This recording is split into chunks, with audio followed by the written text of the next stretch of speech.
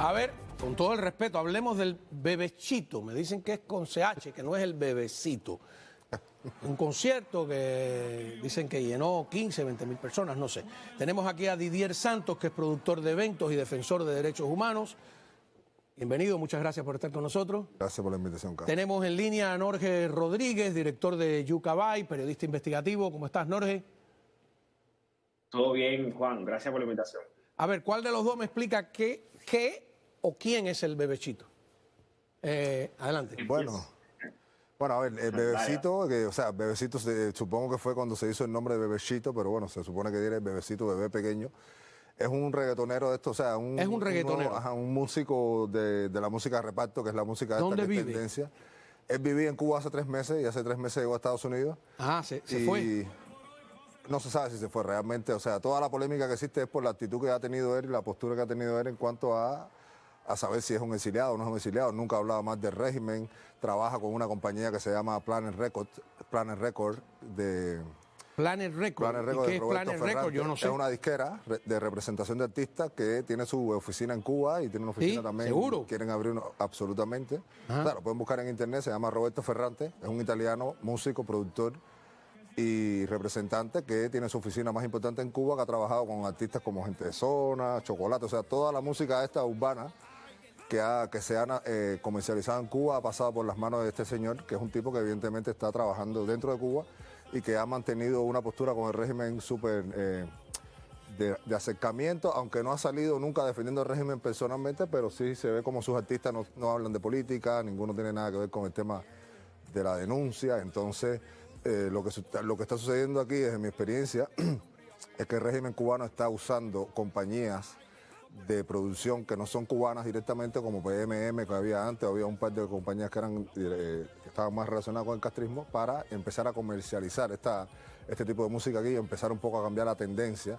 y el discurso que hay en Miami con el tema de la música y con el tema del régimen. Entonces, lo peor que pasó en para mí lo peor que pasó en ese concierto que se ha hecho famoso por varias cosas. ¿Dónde fue fue el concierto? Desde mi punto de vista, en FIU, en el parque, en el estadio Pittsburgh, que es el estadio de fútbol americano. Entonces, ahí lo que sucedió fue que se hizo un concierto donde nunca se habló de Cuba, o sea, todo el tiempo era como que en Cuba no estaba pasando nada, o sea, incluso hubo protestas que fueron en contra de otra gente que no tenía nada que ver con Cuba. Entonces, al final, lo que se vio fue ¿cómo protestas con gente que no tenía nada que ver con Cuba? Sí, la gente empezó a hablar de más, o sea, empezó, como decir, las protestas tenían que ver con gente que habían criticado el concierto. Entonces, en el medio del concierto empezaron a decir, por ejemplo, se llenó el concierto. O sea, todo era como un logro de este muchacho, que realmente no tengo nada en contra de él, pero sí tengo en contra de las personas que están trabajando con él y de la manera que él está sirviendo ¿Qué día como fue herramienta.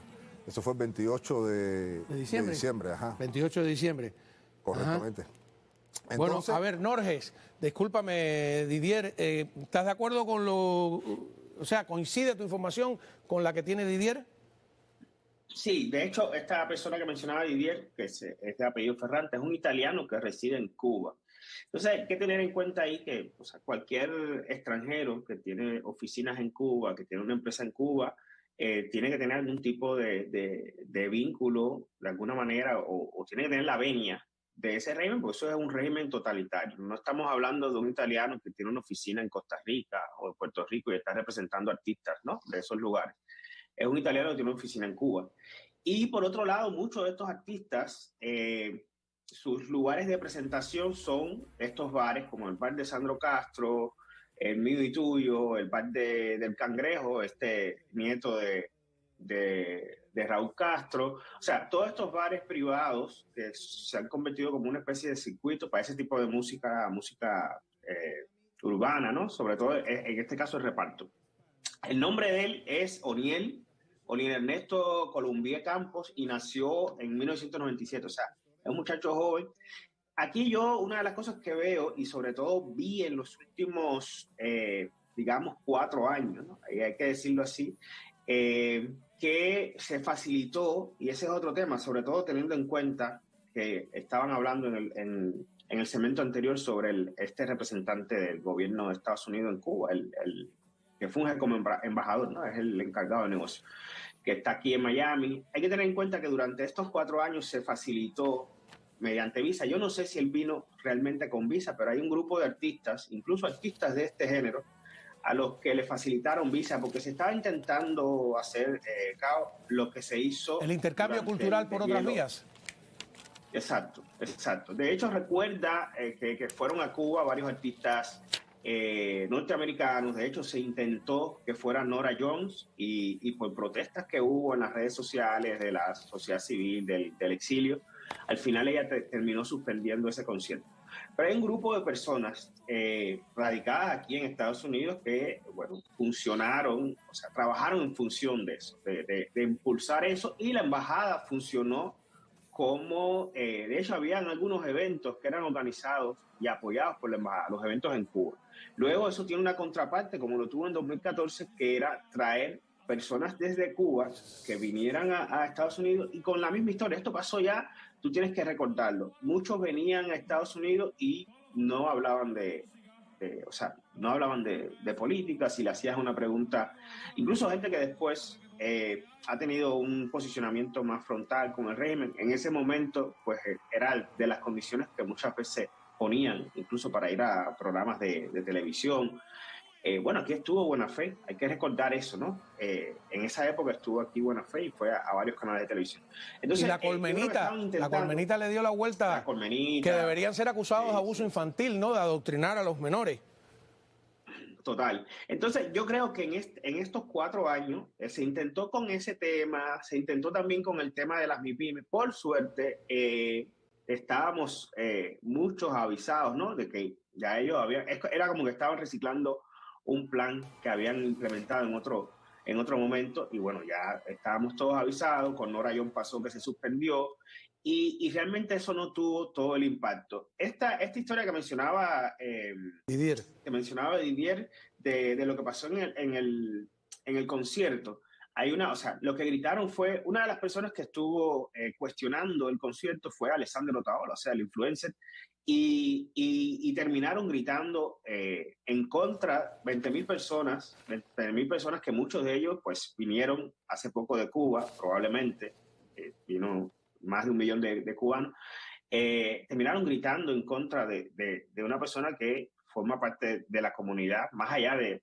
las diferencias o la discrepancia que puedan tener muchas personas con él, forma parte de la comunidad del exilio. Entonces, y esta persona, además, que participó en el concierto, o sea, el artista, nunca ha tenido declaraciones de ningún tipo. Yo no sé si tiene visa, pero lo que sí sé es que este grupo de personas que está detrás porque es él y hay otros grupos de artistas también que han venido en los últimos tiempos, que tampoco, recuerdo un incidente también con Charlie y Jairo, hubo una polémica también, que son también artistas de la misma, creo que son de Planet Records también. Planet Records, sí, correcto.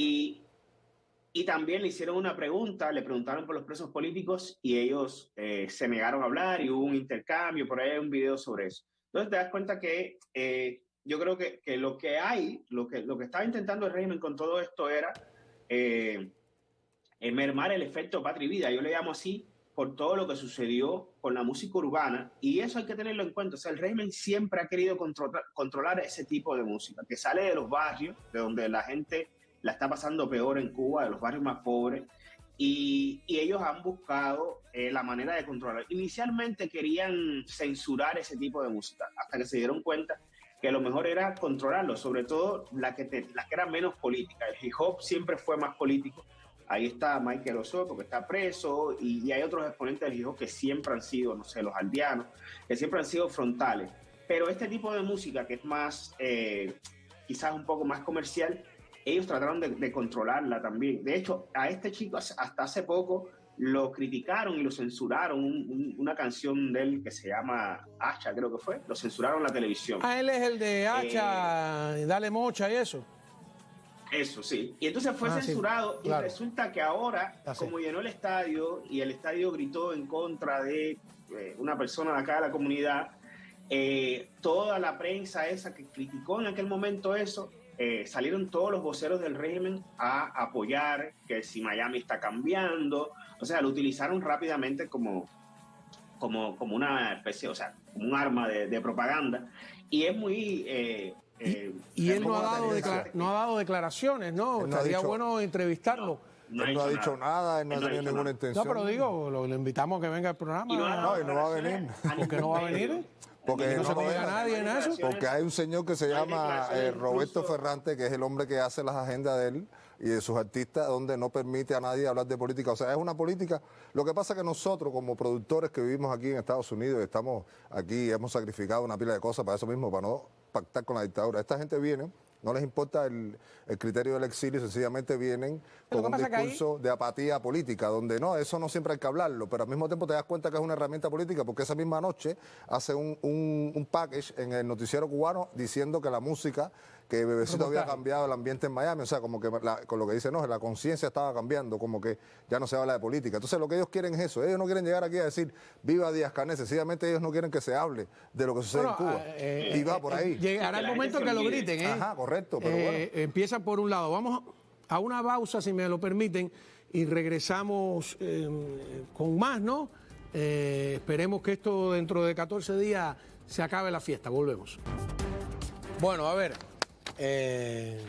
un tema en el cual soy un neófito completo, ¿no? Pero, ¿por qué hay que molestarse con el... Bueno, además de la actitud, o sea, dentro del equipo de producción estaban, por ejemplo, los hijos de Fernando Rojas, el esbirro, viceministro de Cultura, que vive en Cuba, que ha metido artistas presos, que todos los días sale a defender el régimen, que viven aquí escondidos, pero ya tienen su propia empresa de producción, y estaban en el equipo de producción. Había otro señor que es un poco más incluso relevante, que se llama Helio Ahumada, que era en Cuba la mano derecha del Cangrejo, del nieto de Raúl Castro, que era dueño del mismo bar de ellos que se llama Mío y Tuyo, que ellos tienen toda esta farándula que hay en Cuba con Sandro Castro, con toda esta gente que son de los artistas que no tienen espacio turístico para poder presentarse. Entonces esta gente, como tienen todo el beneficio del régimen y todos los recursos del régimen, tienen estos bares que están por encima de cualquier nivel de un bar dentro de Cuba.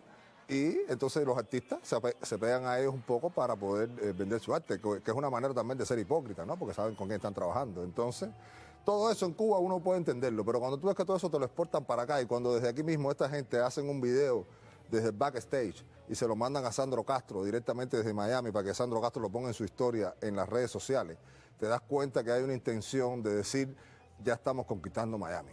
Entonces, yo creo que ese es el papel de nosotros como exiliados, ¿no? O sea, la conquista ahora es Miami y hace rato que viene siendo Miami, ¿no? Entonces, si uno no le sale al paso este tipo de cosas, o por lo menos muestra las cosas como son, que realmente uno al final tiene la razón, de aquí a un año posiblemente no haya ni espacio para los propios artistas aquí en Miami, ¿no? Para los propios productores. Entonces, eso me parece que es lo más justo de denunciar, porque aquí mucha gente han sacrificado y han dejado parte de su carrera por ser coherente, ¿no? Por ser consecuente. Entonces, ¿por qué ellos no lo van a hacer? O sea, es muy fácil venir aquí, cobrar e irte para Cuba, ¿no? A ver, dos cosas. Una, bueno, ya la aspiración de todos los espías y chivatones de Cuba es que lo asignen en Miami o en lugares capitalistas. Ninguno quiere irse a sacrificar a sitios intrincados del mundo.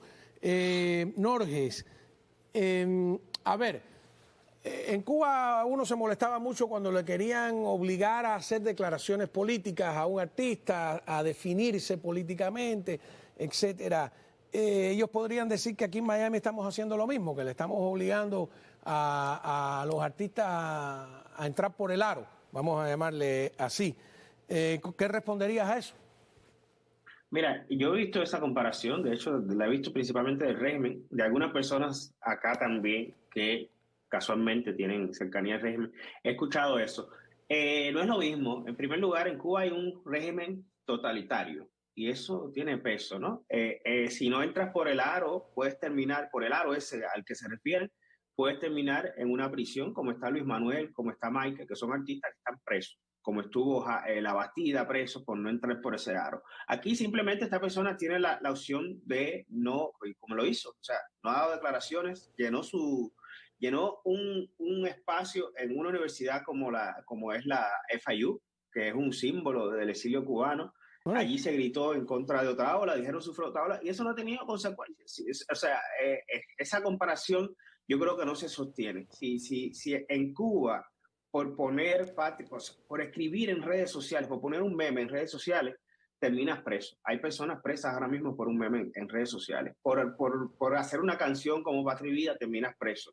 Ahí está Mike, que es prueba de eso. Entonces, yo creo que esa analogía no, o sea, estamos en una sociedad en la que hay libertad y usted da un concierto, usted no quiere dar declaraciones, pero hay personas que le pueden exigir que dé declaraciones. Si usted quiere no la da, pero hay un grupo de personas que a lo mejor quieren que usted declare y lo van a expresar y tienen el mismo derecho que tiene usted a no decir nada. Oye, ¿y qué tiene atrás en la gorra? ¿Tiene un símbolo pro-palestino?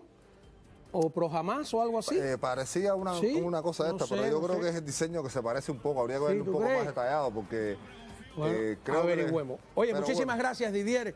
Norge, se nos acaba el tiempo, pero empieza el año, no se preocupen. Tenemos mucho más. Gracias a todos ustedes. Reiteramos la felicidad. Feliz 2025. Ustedes van a ver que viene suave y sabroso.